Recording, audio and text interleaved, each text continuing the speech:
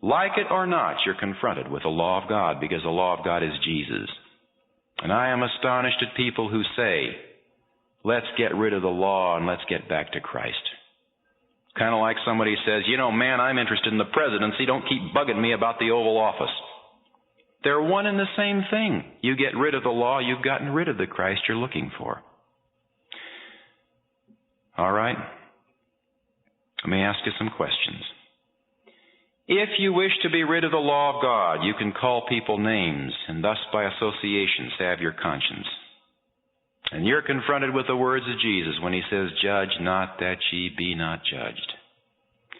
You can put the law of God safely into history, like some people would like to do with Omega. Oh, it's all in the past. Don't worry about it. There's something new now. You can nail it to the cross, or you can claim to believe it but only partially obey. You can get rid of the law a number of ways. But in the quiet hours of the morning, at 5 a.m., when your defense mechanisms aren't warmed up yet, there are some questions that may come to your mind that aren't very easy to answer. If the law is so easily abolished, why did Jesus have to die? Why? The law is pretty durable if it costs a piece of divinity. Number two, if you give up the law, what protection do you have from your neighbor? For if you give up the law, he has every right to give it up too. Now what's your protection from your neighbor? Or I've got a better question for you. What's your protection from yourself? What was that hedge around Job?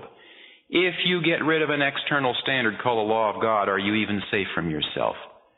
I have stood beside clients when I used to do criminal law that had stepped for one night outside the protection of the law. The next day they found what a deadly enemy self could be.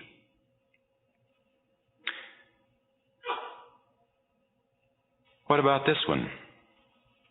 If the law of God is abolished, if you're so smart and Jewish theology is so primitive that the law no longer applies, what about the magnificent 119th Psalm of David? Or what about Solomon? Will you set your mind up against him?